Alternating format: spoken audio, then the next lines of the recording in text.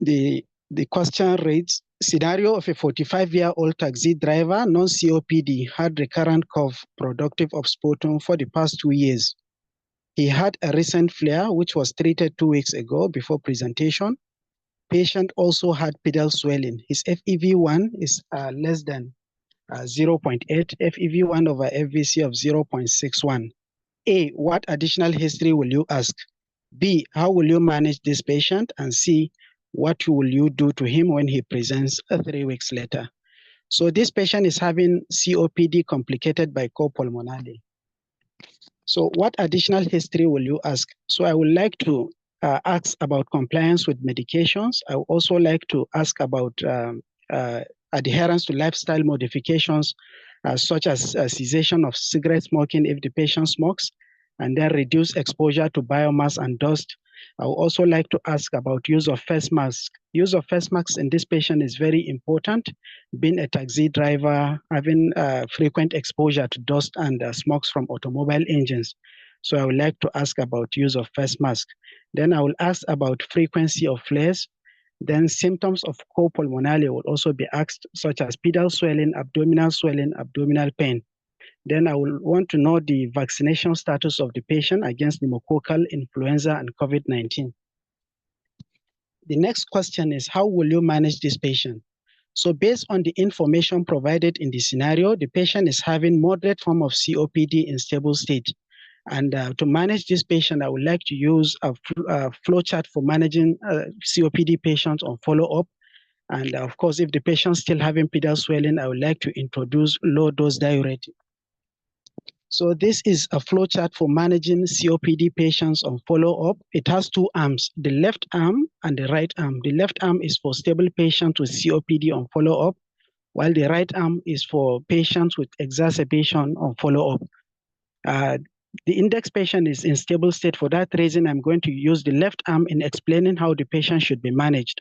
So if the patient has done well on what he has been placed on, I would like to maintain him on that. Otherwise, I would like to commence LABA or LAMA. I will give the patient about 3 months to come back. If he comes back without improvement, I will combine LABA and LAMA. And then if there is no improvement, despite that, I would like to consider switching inhaler device, reinforce the non-pharmacological management, and then investigate for other causes of dyspnea and manage accordingly. So with this, we have answered the option B, and then I think it's good to briefly talk about the exacerbation pathway as well. So exacerbations are categorized into mild, moderate, and severe. So the right arm of the flowchart is for mild and moderate exacerbation, as severe exacerbation presents as acute exacerbation, usually in the emergency unit. So when patient presents with exacerbation as a case of follow-up, one should place the patient on LABA or LAMA. And then if there is no improvement, blood eosinophils should be checked. If the total eosinophils are less than 300 cells per microliter, then the patient should be placed on LABA combined with LAMA. However, if the total eosinophils are more than or equal to 300 cells per microliter, then the patient should be placed on LABA, LAMA with inhaled corticosteroid. So if the patient has been on LABA with LAMA without improvement for about a month, then the patient eosinophils in the blood should also be checked. So if the cells are less than 100, then the patient should be placed on prostaglandin E4 inhibitors with azithromycin.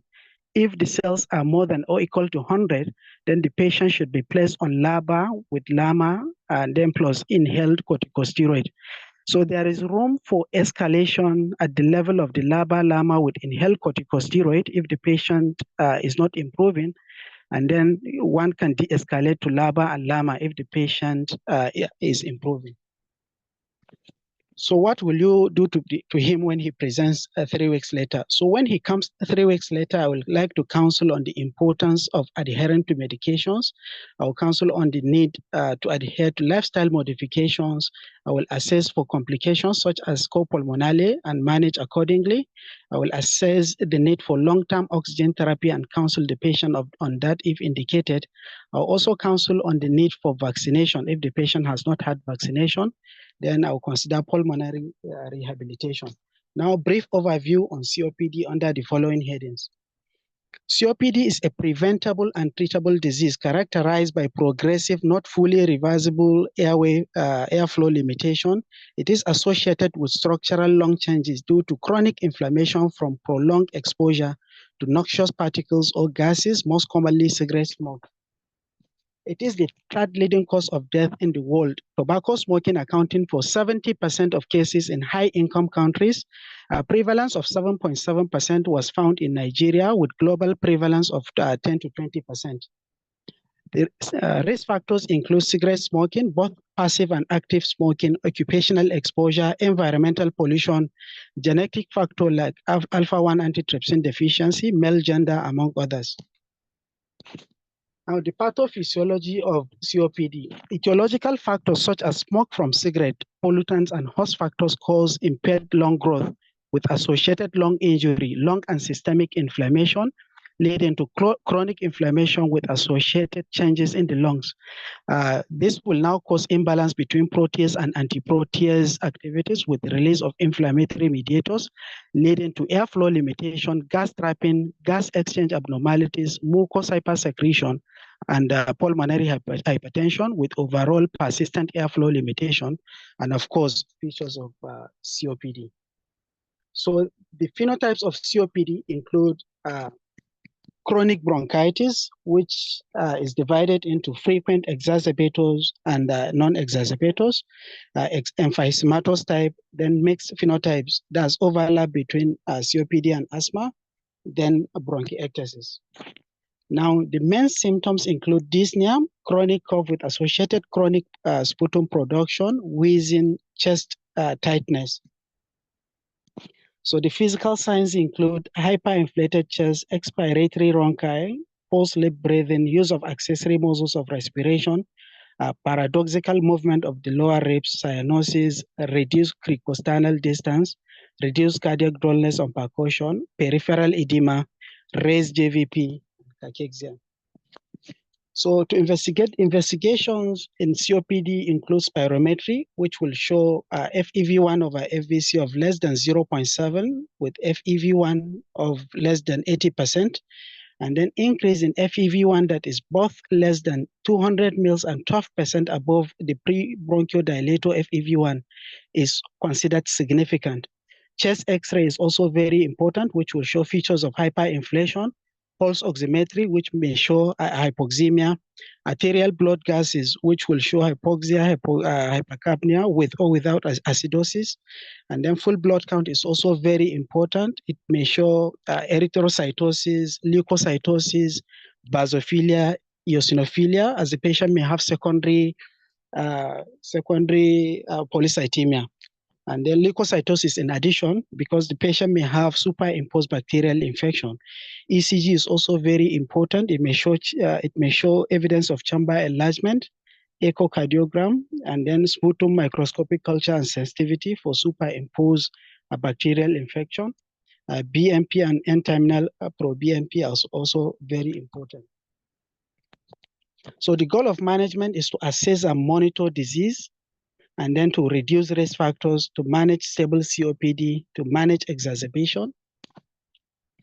So the non-pharmacological management includes smoking cessation, nutritional support, oxygen therapy, that's long-term oxygen therapy, vaccination against pneumococcal influenza and COVID-19, pulmonary rehabilitation, non-invasive positive pressure ventilation, and then surgery. So these are the indications for long-term oxygen therapy.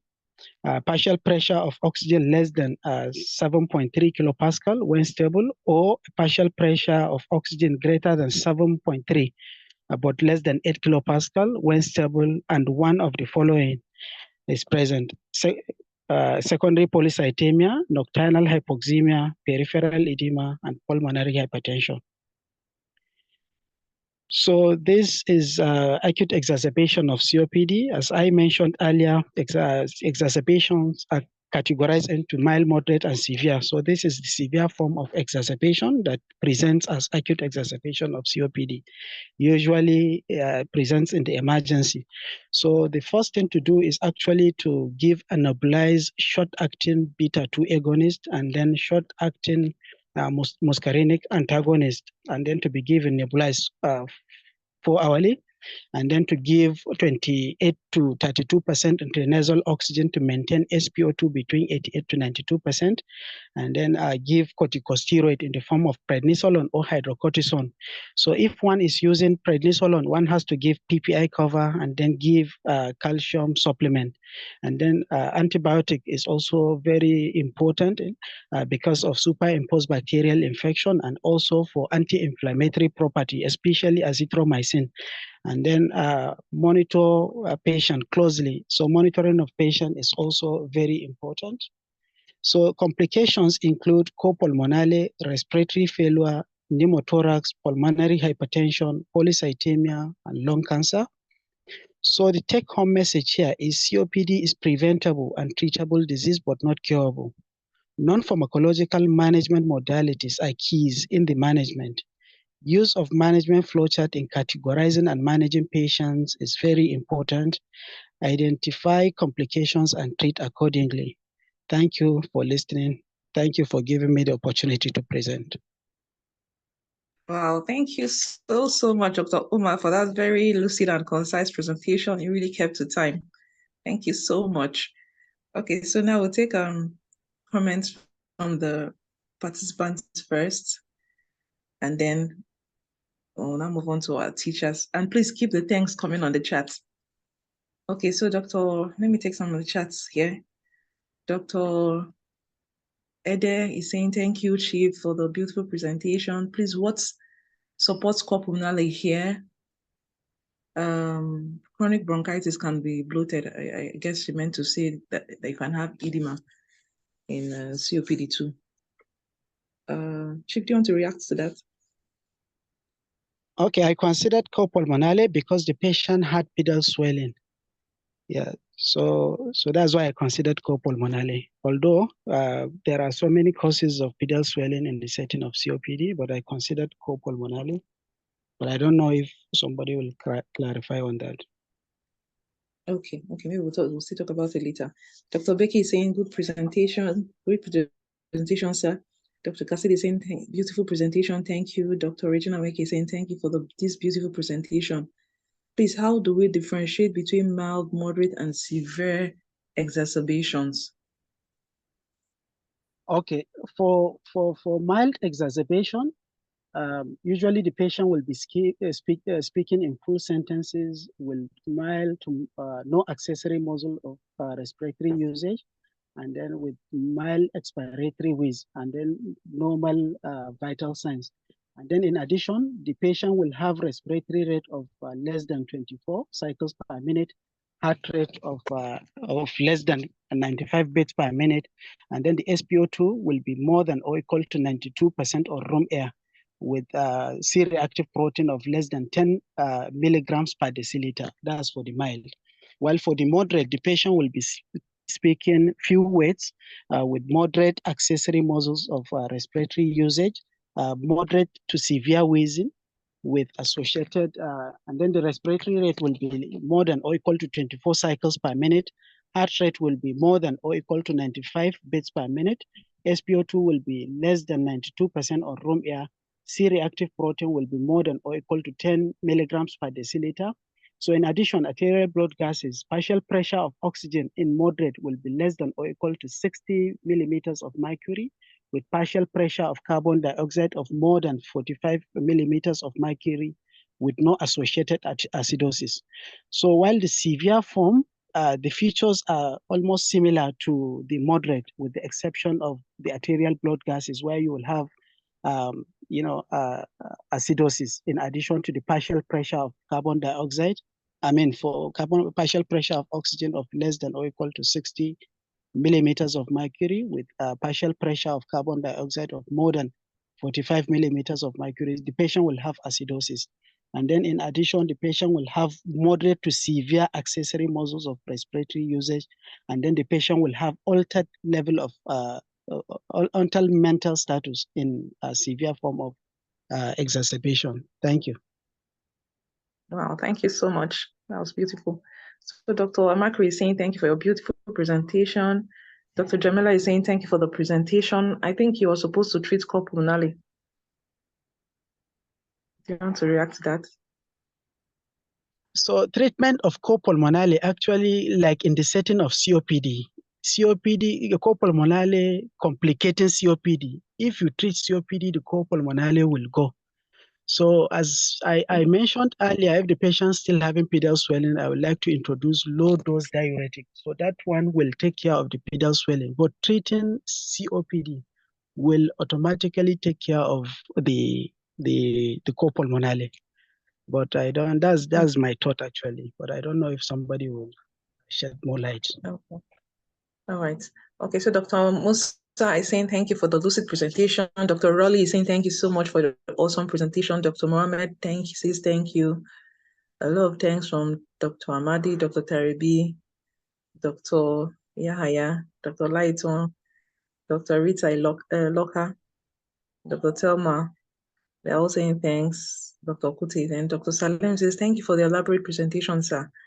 As part of the things to ask, I think it's important to ask about presence of fever, change in sputum color and volume. Then during follow-up, it's important to check inhaler techniques. Thank you. Thank you so much. I totally agree with that. Thank you. Yeah, yes. Dr. Blessing saying, wonderful presentation. Thank you so much. Dr. Onelum, thank you. Dr. Jimmy, Dr. Kalamama, thank you for the extensive presentation. Dr. Pusan, a lot of thanks then. Dr. Becky saying, is the systemic steroid given in acute exacerbation severe long term? Okay, do you want to react to that?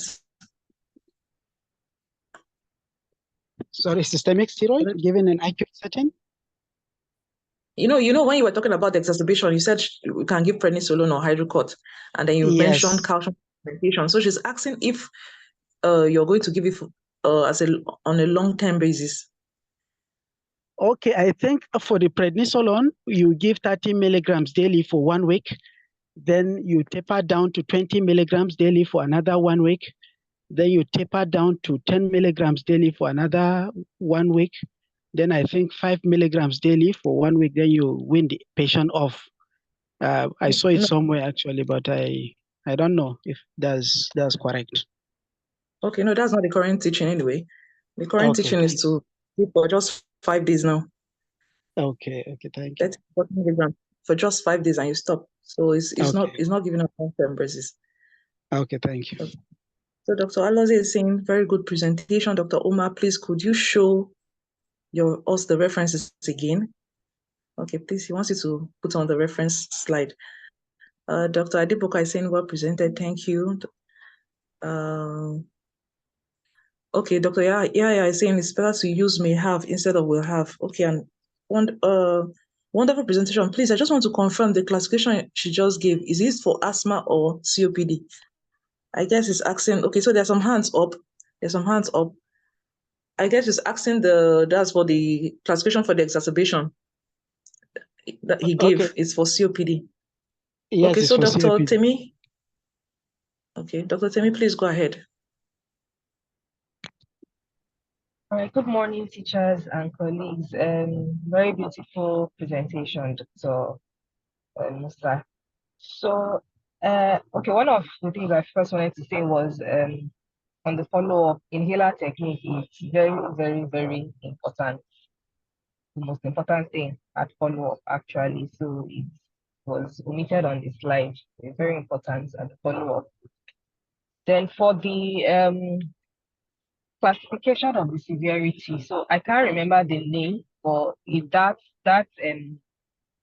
classification has a name, Romo or something, but to make it easy to remember, because I think somebody asked about sputum volume and all. That is an Tonisin criteria, which is no longer being used to classify severity of COPD. So it is that criteria that Dr. Musa talked about, But to make it easy to remember, so it basically has to do with 5 parameters. So dyspnea is the symptom parameter that's being used, then 3 vital signs, so the respiratory rate, the heart rate, and the SpO2, and then an inflammatory marker, CRP. So those 5. So for mild, and then it's no longer referred to as acute exacerbation, it's now exacerbation of COPD, ECOPD. So it's that's what is being referred. And then, okay, so for those 5 parameters, for the dyspnea, they want you to use something objective like a visual analog scale that you would administer to the patient, and the patient will select the level of dyspnea based on the scores. I think it's about 1 to 10. So for mild, if the score is less than 5 on the visual analog scale for dyspnea, that's a mild. Then for the vital signs, so respiratory rate less than 24 cycles per minute, heart rate less than 95 beats per minute, then SpO2 less than greater than 92% rather. So those are mild. Then for the CRP, if it's greater, if it's less than 10 grams per DL per liter, that's mild. So if these parameters are within these cutoffs, they are mild. So the moderate is still these 5 parameters, but when they are now above, so when the dyspnea is more than 5 on the visual analog scale, when the respiratory rate is greater than or equal to 24 cycles per minute, when the heart rate is greater than or equal to 95 beats per minute, when the CRP is greater than 10 gram per DL, when the SpO2 is less than 92%. So out of these 5 parameters, if at least 3 or more is present, then that's moderate exacerbation. Then severe exacerbation. So part of the moderate, there's also ABG. But for the ABG, what you are looking out for is if there's hypoxemia, so PaO2 less than 60, or hypercapnia, PaCO2 less than greater than 45, but there's no acidosis, so the pH is normal. So for the severe exacerbation, that is when the ABG is now showing respiratory acidosis, so the pH is less than 7.35 and there's hypercapnia. So that is when it's a severe exacerbation. So that's the what is used now to grade the severity of COPD. And like Dr. Kele said, for the steroids, both in asthma and COPD, we don't tail down what was suggested. You just give for 5 days for COPD, for asthma, 5-7 days, and then you stop. So the idea is that, majority of these patients are meant to be on routine inhalers, especially for asthma. They are on steroid-containing inhalers, so there's no need to tail down the steroids. They are still going to be on inhaled steroids. While for COPD, yes, they may not necessarily be on a steroid-containing inhaler, but we don't want them to be on steroids for so long. So it's just for the short course steroid, and then evidence has shown that giving them for 5 days and stopping is not associated with steroid withdrawal or steroid suppression of the adrenal axis. So it's just giving for short course and stop. All right, thank you. I would allow my other chiefs. Yeah, thank you. Thank you so much, Dr. Timmy. Chief Mamodu, please go ahead. Well, thank you. Good morning, teachers and colleagues. Please, I don't know if you can just see that question again, please. Please. Apologies for taking us back, please.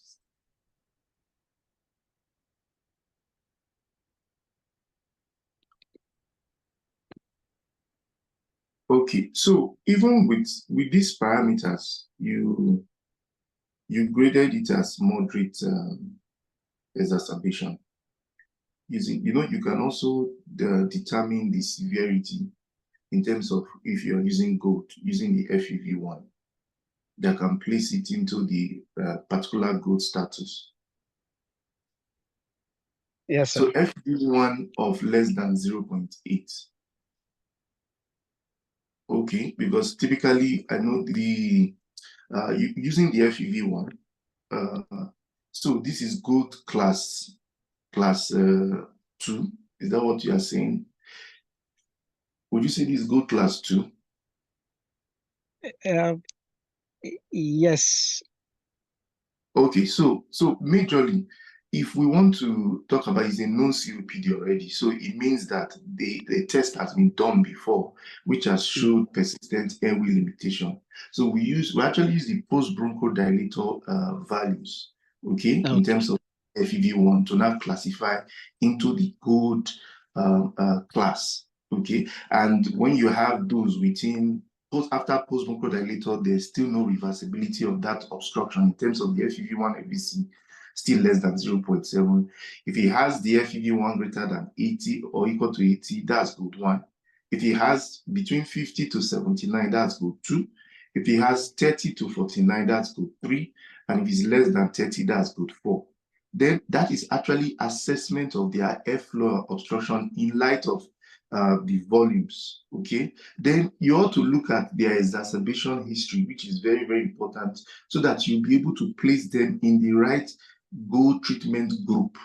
So we have the ABE group system, which is a little bit much easier, whereby you now look at the exacerbation history. For those who have 0 to 1 moderate exacerbations, okay, as you've tried getting the different stages in terms of their exacerbations, you want to place them in A or B group. For those who have greater than 2 or greater than or more moderate exacerbations, or 1 or even 1 leading to hospitalization, you place them in group E. And how do you distinguish between those who will be in A and B? You have to do your Modified Medical Research Council Dyspnea scaling and the COPD assessment test is very important, because to know how you place these patients on their drugs.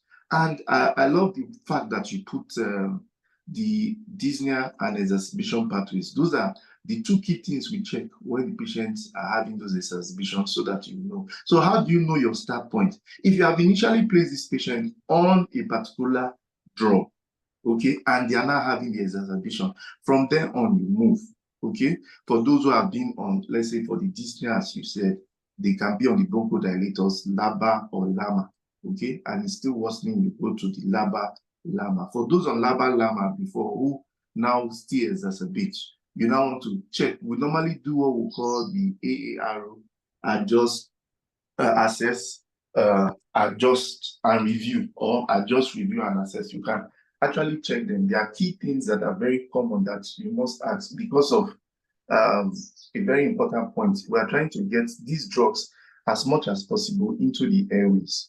Okay, so inhaler technique is very, very key. But that's to place them. Then to the goal of management for COPD is actually 2. Okay, but they are now broken down into several factors. 1, we want to reduce symptoms, and 2, we want to reduce the risk of further worsening or mortality. And in reducing that symptoms, you have to give them drugs which will relieve the symptom. You have to try and improve their quality of life and improving that exercise tolerance. You want to improve their general health status, which is very key.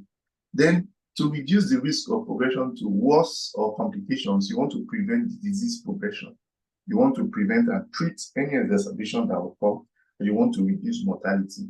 And remember, there are things now that will reduce mortality, of which you should still put as part of management for this patient if is indicated. So the triple therapy, which you mentioned, LABA, LAMA, ICS, okay, can reduce mortality. The LTOT can reduce mortality. Non-invasive ventilation can improve mortality.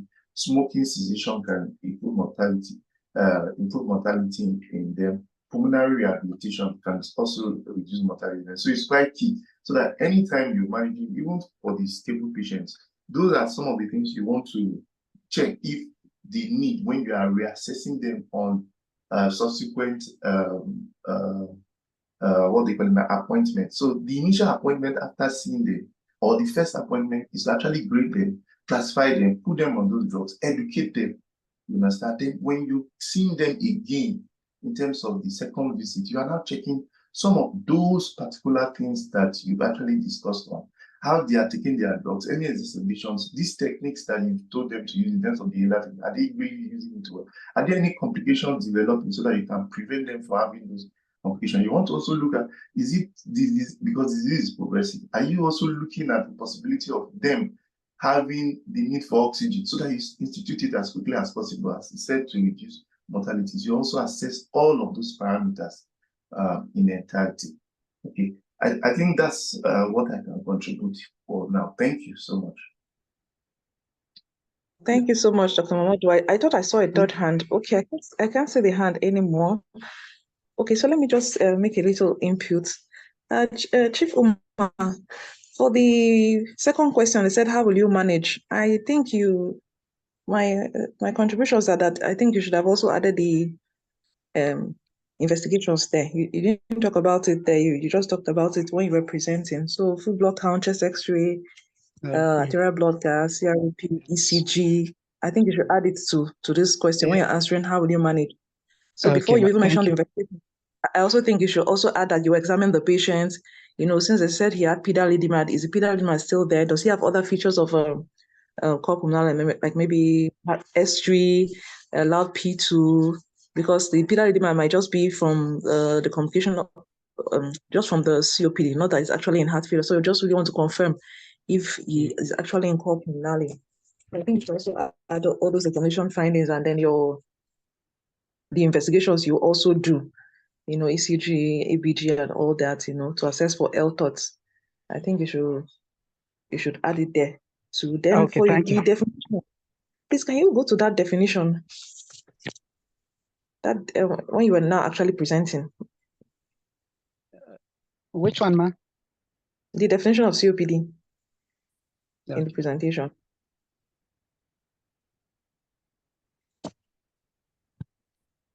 Okay. Okay, it's a preventable and treatable disease, not fully reversible. I think the word now. I think because one of the points you took was from the current Gold 2024 guideline. I think you should also take the definition there, because instead of using that fully reversible, I think the word now is persistent, often progressive airflow obstruction. COPD is a heterogeneous lung condition characterized by chronic respiratory symptoms that were given due to abnormalities of the airways and or the alveoli that cause persistent, often progressive airflow obstruction. I think you should put the new definition there. Okay, I will. Thank you. By a beautiful presentation. Thank you so much. Ma'am, let's go to our participators now. Mark Christabel. Oh, yes. Thank you so much. The presenter did well. Wonderful. You kept the time straight to the point. Dr. Musa, you're a dermatologist, right? Yes, ma'am. Okay. Exactly. You did well. Spoke like a dermatologist. No, dermatologists are very versatile. They are everywhere, really. So thank you. Spoke really well, quite eloquent, and even as they were asking the questions, at least your attempts were really fair. Someone would think you were actually a pulmonologist. So, and I must also appreciate the people that spoke. Dr. Momodu, once again, I also appreciate you for leaving your title as the chat king to become more vocal. Thank you so much. Thank you. I appreciate that. Dr. Kalamamas, always, thank you. I think other persons commented, Dr. Ekele, and all the other persons, pulmonologists, those that ask questions, those that commented, those that make this thing quite interesting. We appreciate that. We really advise that once you are making a presentation, try to answer all the questions first. Once you're done, then you focus on the topic itself. So I think there was a time you were talking about exacerbation within the presentation. I know this is your first presentation, but overall, beside the comment from Ekele, yes, I didn't forget her name. Thank you so much for your contribution. Beside the contribution from the pulmonologists are really speaking up now.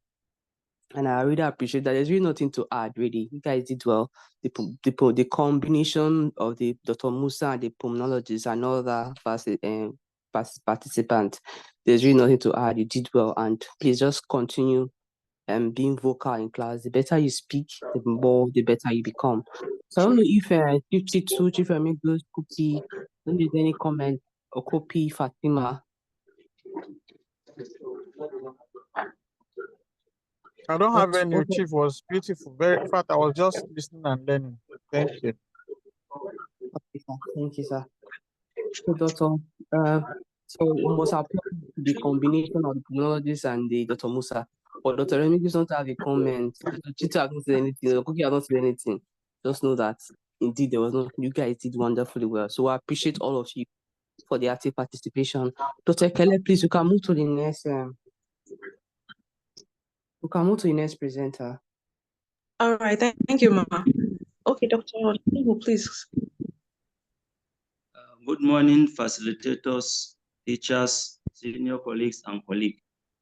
I'll be taking practice question 7, but I have challenges sharing my slide from my end, but I'll forward it to the WhatsApp group if someone can help me share, please. Okay, Dr. Anthony. Good morning, everyone. Hello, Dr. Anthony.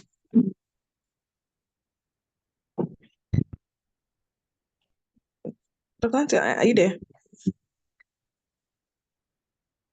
I think I saw him in class. Okay. Okay, if he's not there, Dr. Bimpe.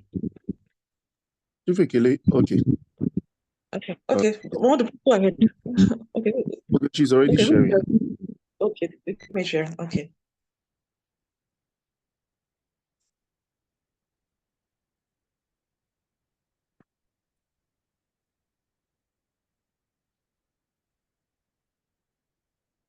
All right. Thank you so much. Thank you, Dr. Bimpe. I'll be taking practice question 7, November 2023. And the question says, 50-year-old university lecturer, not a non-hypertensive or diabetic, had stroke previously and has been regular on medications, now presented with a restroke, left-sided hemiplegia, but no dysarthria or dysphagia. He said, your drugs are not working. I will sort for an alternative care. You don't know what you are doing. So the question goes, what concept are you going to apply in talking to the patient? Some candidates were asked, what is the principle of communication applied, and define the principle? I think this question 2 is also related to question 1. Question 3, what are the first things you will say to the patient? Number 4, the patient is asking, why did he have a repeat stroke despite compliance with his medications and clinic appointment? Explain to the patient why. Question 5, how will you counsel him after stabilization? This is a question that, at the first slide, please. This is a question, the scenario is on stroke, and from the available information provided, it's likely right hemispheric stroke with left-sided hemiplegia. Stroke is very common, and the incidence is also increasing.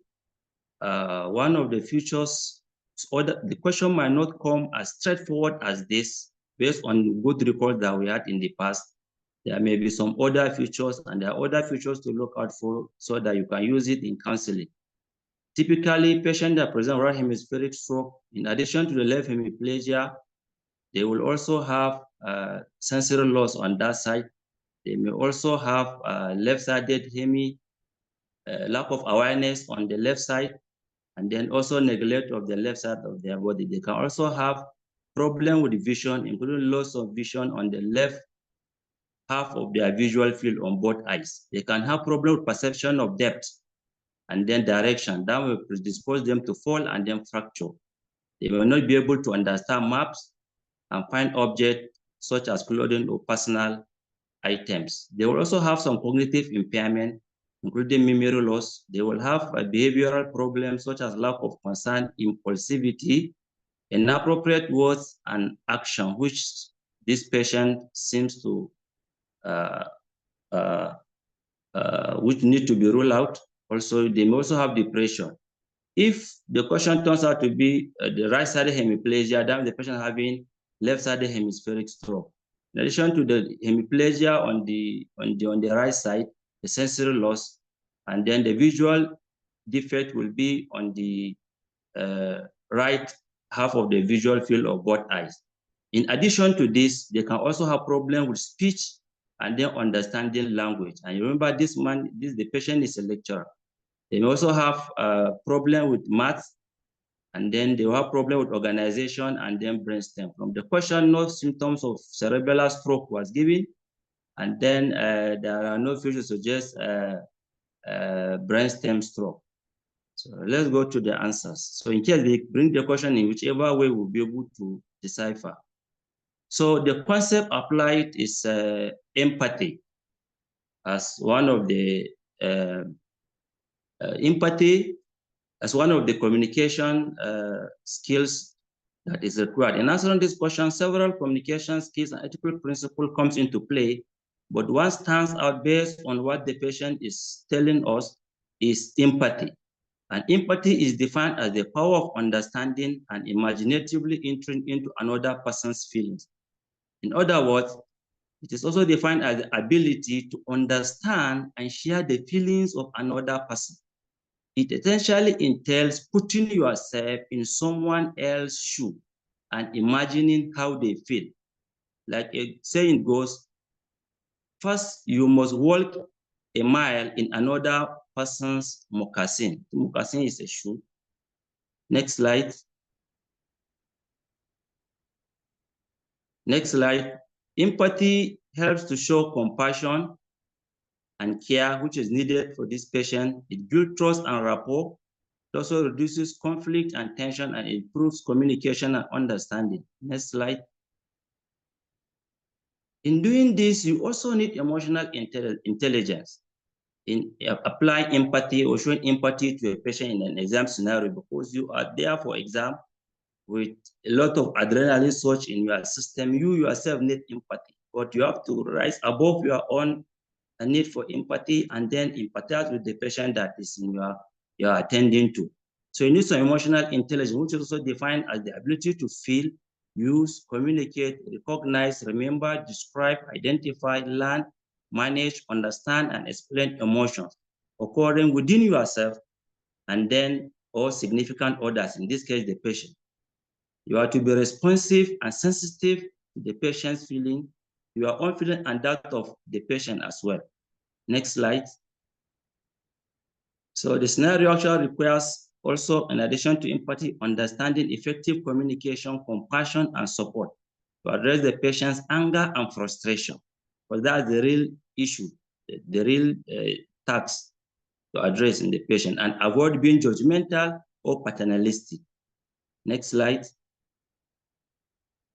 The first thing I will say to this patient is showing empathy, support, and understanding. I'll tell him, I understand that you are feeling frustrated, angered, and concerned about your condition, and I'm here to listen and help, trying to validate what he's saying.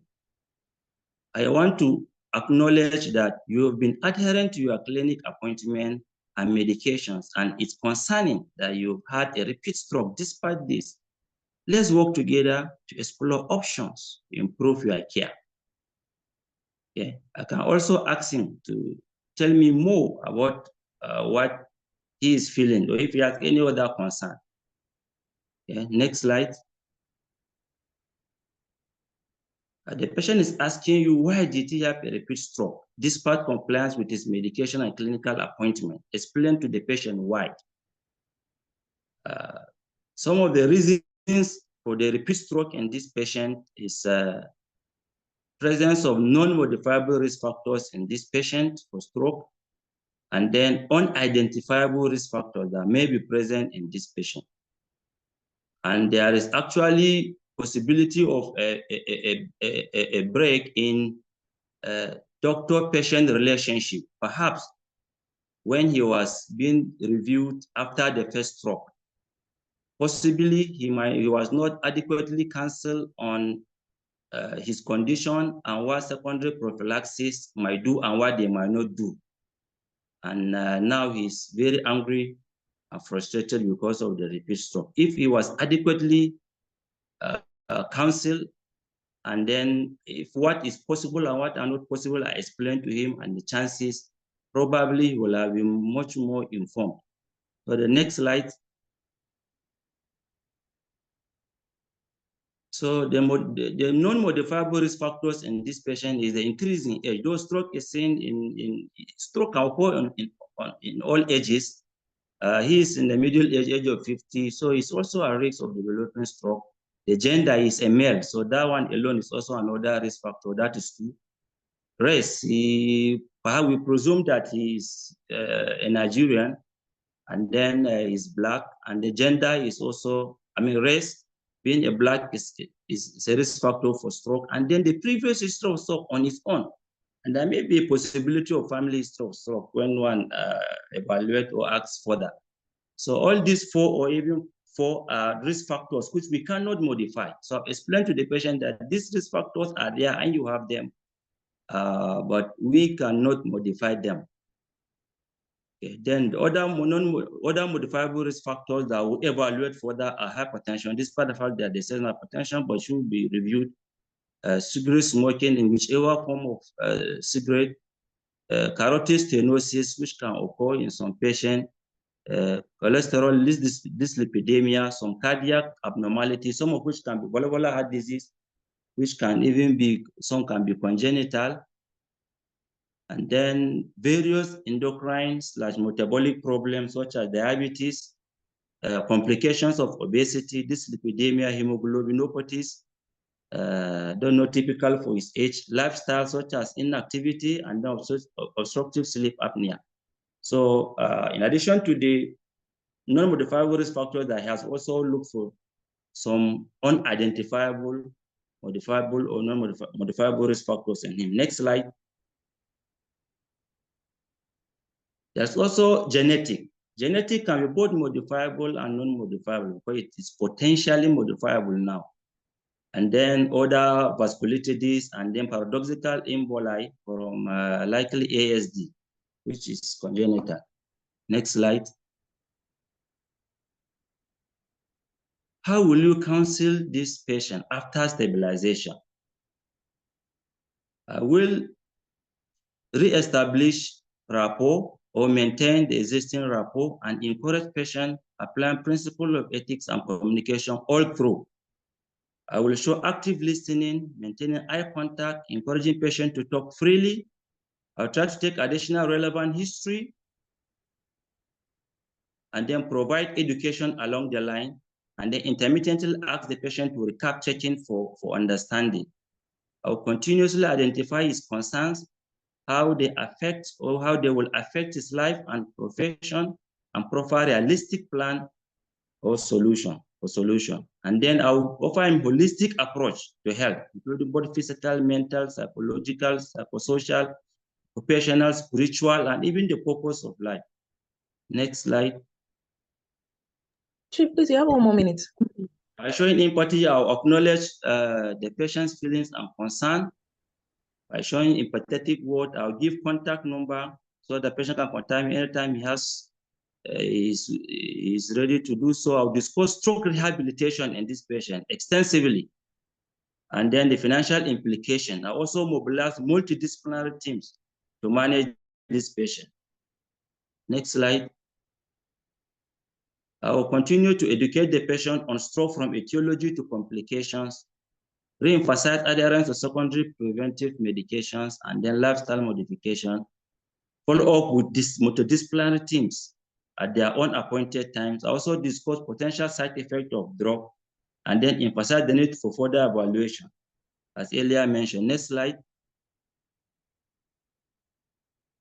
Lifestyle modification, focusing on healthy diet, such as whole grain, plenty fruits and the vegetable, polyunsaturated fatty acid, low sodium and low processed food. Stress management, including using deep breathing, meditation, yoga, sleep and relaxation techniques, and then ensure that you sleep 7 to 8 hours a day. Next slide. I'll encourage open communication with the patient and the relative, with the family and relative. I advocate for understanding and support from family, caregivers, friends, support groups, employer. I also explore support groups for stroke survivors and caregivers. Next slide. I will collaborate with the patient to create a personalized action plan based on his concerns. and his problems. I would say realistic goals and milestones, encourage regular follow-up, update and adjustment to the plan as needed. Advocate for to modify We're running on. And then I'll also give him options for second opinion. I will also ask him what does he mean by alternative care. If it is something that will be beneficial for him and is not harmful, I will allow him to go ahead. But if it's something that can be harmful, I will tell him that it is not right and appropriate for him to do that. And then if need be, I'll ask him to write a formal complaint.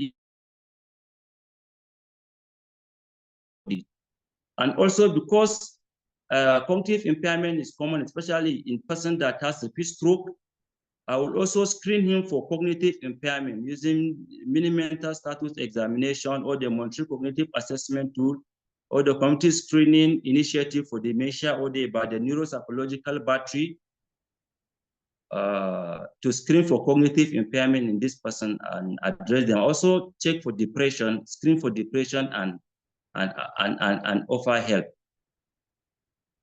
Next slide. So these are common communication principles that are employed in this patient, for which I try to apply most of them. And the next slide, some specific strategies also employed in this kind of patient are reflective listening, open-ended question, problem-focused approach, education, emotional support. Next slide. These are the ethical principles which we always strive to uphold in patients. Respect patient decision-making capacity and involve them in the counseling session, the benefits, ensuring that the counseling is in the best interest of the patient and promote their well-being, avoid causing harm or exacerbating their symptoms or distress, and then justice, in considering the cultural individual needs. Thank you very much. Wow, thank you so much, Dr. Nubu, for the beautiful presentation. Okay, so now we take comments and questions from the participants first, and then from our teachers. So please let's keep the temps coming on the chat.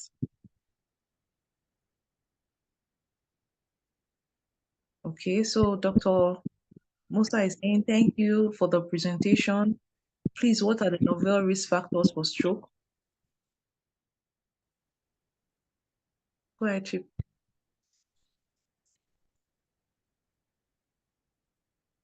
Thank you for the question. I know various factors for stroke. I know age. Age is a very important risk factors for stroke. Even if person doesn't have other risk factors as he's aging, stands a chance of developing stroke on his own. And then common conditions, especially hypertension, is also a very important and the most common risk factors for stroke. And then dyslipidemia and probably genetic. Hope I'm able to mention some of the risk factors that you are asking for. Okay, thank you so much. Maybe a neurologist will also assist us later. I think nephrotic syndrome was there, homocystinemia, some new. Okay, I think okay, there's some hands up already. Okay, so let's take Dr. Mamadou first, then our maths, Dr. Success will come in. Okay, Dr. Mamadou, go ahead. Thank you so much. Please, I just wanted to ask, thank you for the presentation. Starting on existing protocol. Good morning all. The first part, you said you outlined some of the communication principles that you would do when you first see the patient in terms of empathy. So would it have also been nice to add the active listening? Because this is somebody that is actually very, very angered or bitter. So you would have applied both, or not just only the empathy, to also actively listen to him, to his concerns. I think that will also be appropriate. Then also the principle that you applied here, is there any ethical principle that you applied in this or you apply with this particular scenario? Thank you. Okay, thank you very much. When you are discussing with a patient and you are actively listening to him, constant eye contact is also a sign that you are actively listening to the patient actually. And then by validating the patient's concern is a kind of autonomy where that you are, one is respecting his decision-making capability. Okay. And then by asking him what does he mean by alternative medicine, if it is something that is beneficial, because I'm exploring that more, if it's something that's beneficial, I will ask him to do that. That's beneficence, and including the knowledge I impacted on him about stroke and any other concerns that he raised. And then if it is something that will be harmful to him, including the side effect of the medication that I mentioned, they are all under non-maleficence and so many other things that I've highlighted. Yeah. And then justice, I mentioned that I'm going to treat this person holistically. I'm available for him all the way throughout his journey, and I'm mobilizing multidisciplinary team for him. And then there will be an action plan whereby A, B, C, D will be done at so time, and will ensure that he's sticking to appointment with all other specialists so that he'll be able to function, even including hiring an IT staff in his place of work so that he can be doing his presentation using PowerPoint slide or through Zoom if he happens to be a left-sided person, for instance. Thank you. Thank you so much. So we should apply all the four. It's quite important here. Because that autonomy, the patient decision, because at the end of the day, you are going to at least do a patient-centered care whereby both of you have to make a decision plan. So it covers all. Thank you so much. Thank you. All right, thank you so much, for Dr. Mamoto for the comments. Okay, let's take my success before we take the comments on the chat. Yeah, a little more comments on the chat. Okay, good morning, facilitators and teachers. I don't know, when we answered this question the last time, was it like an ethics station?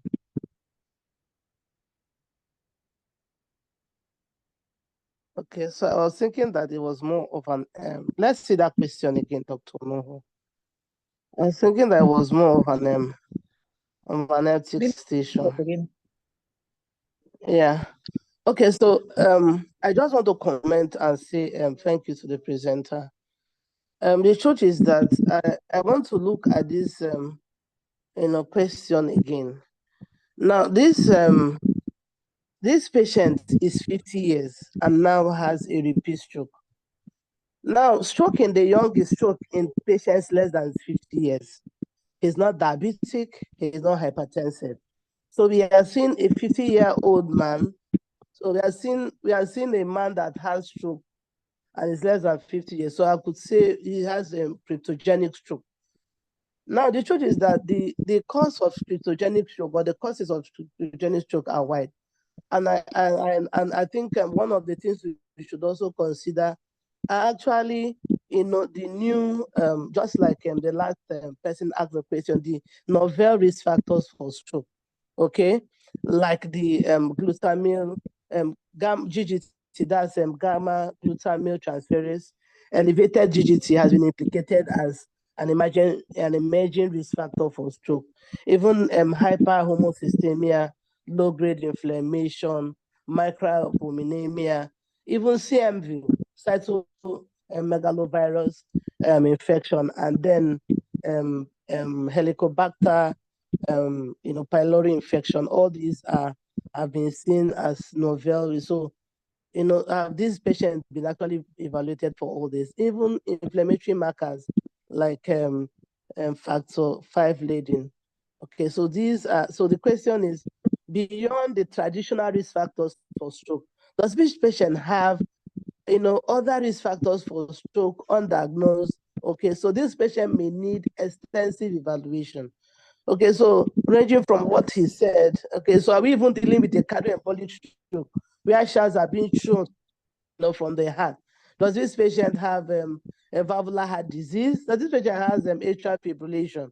So this patient needs to be extensively, so why is this patient coming down with stroke despite being on optimal, compliance in quotes? Then it's also important that we also really know what the patient means by being compliant. Some persons may take only, one of the medications you give them, and they say they are compliant. When the blood pressure goes up, they stop taking their medications. And then when the blood pressure begins to go up, they start taking their medications. So when the patient say I'm compliant, we need to assess, what compliance of the blood pressure actually is. Then other risk factors that he talked about, I agree. So even if you are taking your medications and then you are not, you're not doing lifestyle modification, of course, you will have another stroke, a repeat stroke. So is this patient still smoking? Don't forget, the lecturer is young. Is she still taking excessive alcohol? Okay, the Siren group has told us that excessive meat consumption in Africa, in West Africa, is a risk factor for stroke. So is he still taking, plenty share, excessive meat consumption? These are risk factors. What of illicit drugs and dyslipidemia? So these are, things that we should actually extensively, investigate for. And then optimal rehabilitation, you've talked about so much, I agree. Including music therapy is also one of the therapy for rehabilitation, apart from the yoga and then the physiotherapy. This environment, when we talk of physiotherapy, when we talk of rehabilitation, it's only physiotherapy. Beyond physiotherapy, we can do occupational rehabilitation too for this patient. Then we should also assess other comorbidities.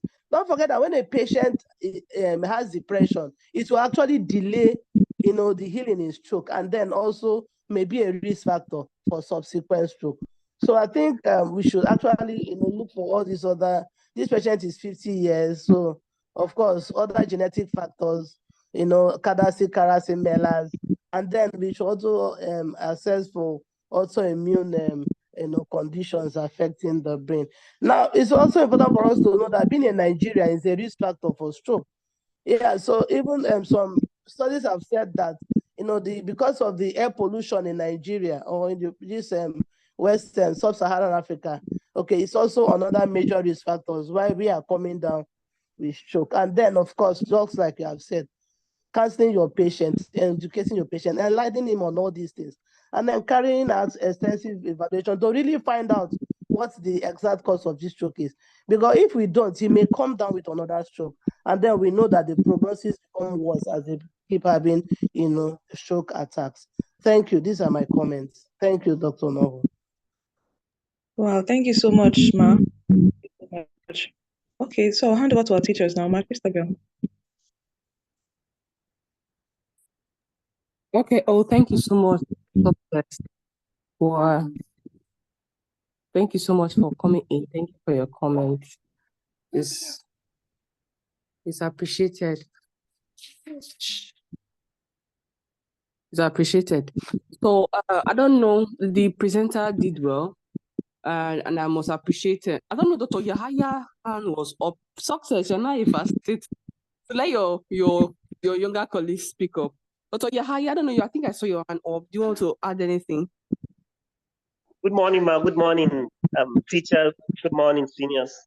Sorry, ma. She have said all what I wanted to say, but just to emphasize on in this patient, genetic factors is very important, like CADASIL. So most so that the patient presents with stroke at 50 years and likely has some cognitive impairment. So is seen in those kind of patients, and maybe family history and checking for a genetic risk for CADASIL is very important. And in addition to what the question on novel markers, another novel that is ongoing now is sleep apnea. Is also a very well established risk factor for stroke. Just like what Chief Success said, some infections now are attributed and part of novel, like CMV, Helicobacter pylori, and now the emphasis is going on hyperhomocystinemia. This is just my contribution, but Chief has said all what I want. Thank you.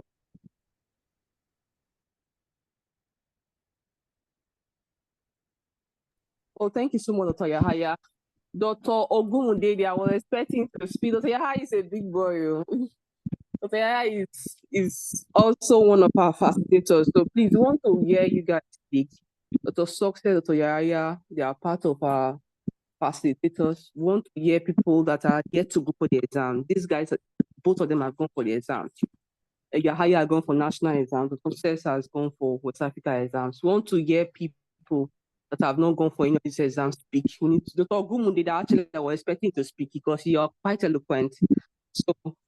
But thank you everyone. Wonderful contribution.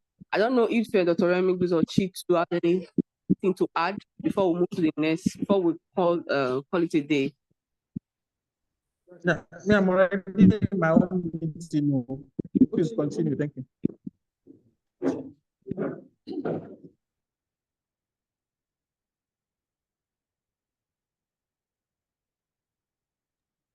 Oh, thank you, sir. Thank you so much.